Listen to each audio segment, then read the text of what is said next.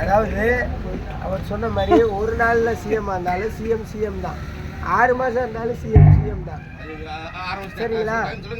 1.5 வருஷம் ஆகும் சிஎம்மோட வேலை என்னன்னு தெரிஞ்சுக்க.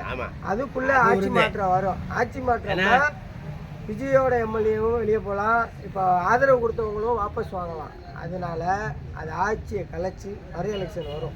மறு எலெக்ஷன் வைக்கிறப்போ டிஎம்கேக்கும் தனி கட்சி, ஏடிஎம்கே பிஜேபியோட கட்சி சேர்றதுக்கு வாய்ப்பு கிடையாது. அது தனி கட்சியாக தான் நிற்கும். இவர் டிவிக்கே தனியாக தான் நிற்பார். பிஜேபியில் வந்து தலைவர் மாறி மறுபடியும் அண்ணாமலை என்ட்ரி ஆகி டிவிகேக்கும் பிஜேபிக்கும் தான் தேர்தலே வரும். அப்போ வந்து பிஜேபி அவசியம் ஜெயிக்கும். சரிங்களா? இல்லை பிஜேபி கூட டிவிகே கூட்டணி வச்சுருக்கும் வாய்ப்பு இருக்குது. அது வந்து அப்போதைக்கு தான் தெரியும். சரிங்களா? அப்படி ஜெயிச்சா எங்காலு அரை மொட்டை சொல்ல கிடையாது. மொட்டை சொன்னாரு, நான் போய் கோயிலுக்கு நான் கோயில் அடிக்க மாட்டேன் மொட்டை. சரி, நீங்க எங்க சொன்னது 1 லட்ச ரூபா பந்தயம். என்ன மொட்டைலாம் வேணாம், 1 லட்ச ரூபா பந்தயம்.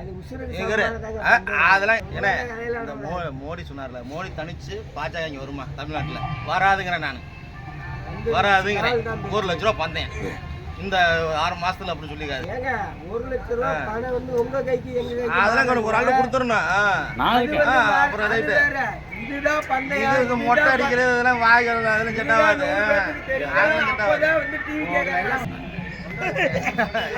1 லட்ச ரூபா பந்தயம் பாஜக தனிச்சு வர முடியாது தமிழ்நாட்டுல. அதான் பந்தயம், வேற என்ன? ஒரு 6 மாதத்துல வர முடியாது. எப்படி வரும்? வராது. இப்போ மறுபடியும் அண்ணாமலை வந்து தலைவர் ஆகிறாரு. தலைவர் ஆகிட்டாருன்னா டிவிகேக்கும் பிஜேபிக்கு தான் போட்டி வரும். அப்படி இல்லை அப்படின்னா டிவிகேவும் பிஜேபி சேர்ந்துடும். ரெண்டில் ஏதோ ஒன்று நடக்கும்.